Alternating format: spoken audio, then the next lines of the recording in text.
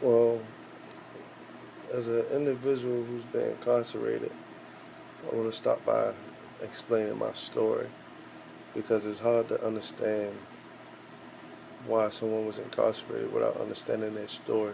You can understand from the police perspective, but you can't understand it fully and be able to judge it fully based off of what you're seeing in the newspapers. And after that, they saw the phone was recording, so they tried to say I was wiretapping.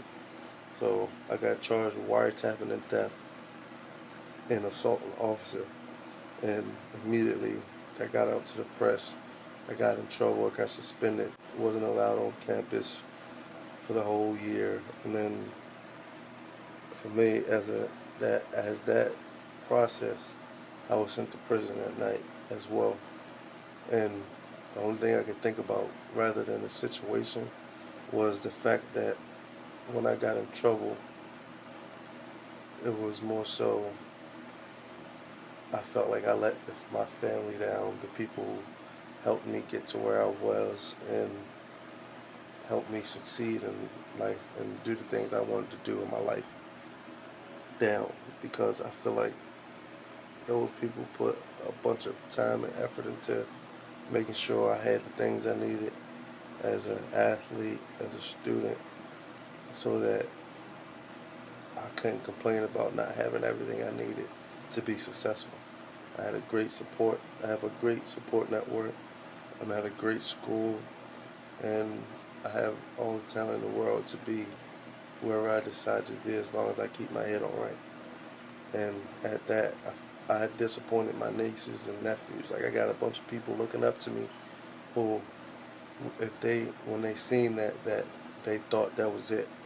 So the most important thing that I lost after being incarcerated was my family's trust, my supporters' trust, my coaches' trust, and the game I love, playing football. I lost all of that. I had to regain all of that respect back and actually make people believe that I was serious about getting my life back on track. It's hard. I had to speak to several different organizations to, as community service, I had to do a bunch of ethos online courses to make sure that my priorities were straight, that my ethical thinking was in line with my principles and morals. So these organizations I had to speak to before I was allowed back to school. I spoke to 150, but I was only required to talk to 15. That was, for me, I use that as my platform because I want to be a motivational speaker when I grow up and graduate from school. So that allowed me to get that real world experience into helping guys that come from the same neighborhoods like me, who grew up around drug dealers, who admired drug dealers at the same time because they were getting money, helping their families with the bills, and that's all I really want to do is help my mom out the struggle. It affected my family a lot because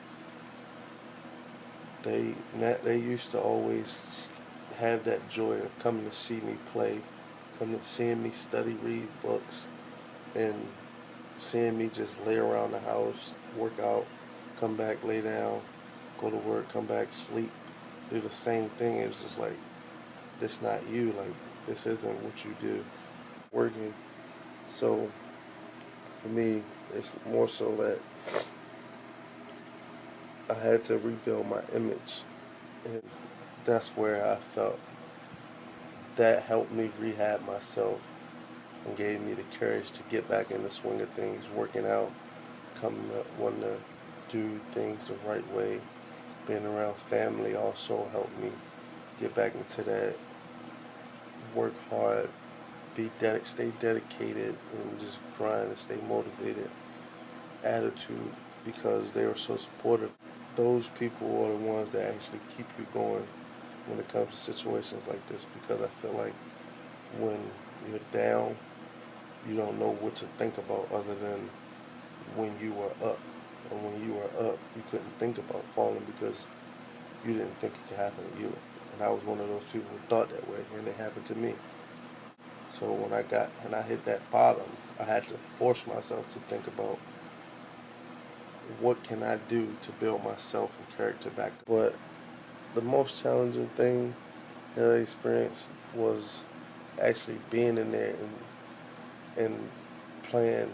Once when I got there, I played basketball, and guys seeing how talented I was. I was up dunking, making jumpers, 3 pointers, and then go and work out and come back and play basketball. And they're like, this guy got a lot of energy. Like, you must be an athlete. And then after that, I said, yeah, everyone pretty much just circled up around me and started talking. Like, yeah, man, like, you're a young guy. Like, you got all this potential, man. I see it in you, man. Like, this gotta be the only time you've been locked up, because I don't see you as this type of person. I don't even know your story yet, man. It made me realize that if I was to do that before I did any other thing throughout my day, I could pretty much navigate my life and day to be pretty positive, right, and avoid trouble and drama, because I can picture the situation, picture how different outcomes, and be able to switch it around and think, what would this person do? What would my mom say? How would my coach feel about if I did this? How would the people around me be affected? And that all really like played a role into what I do nowadays when I make a decision. So now that I'm back in the swing of things, I feel like I knew something would happen after I got in trouble. So now I think more so along the lines is, if I do this and I get caught, can I go to prison for it? When I think that way, it makes things more simple for me, because now I feel that if I can go to prison for it, it's definitely not something I should be doing.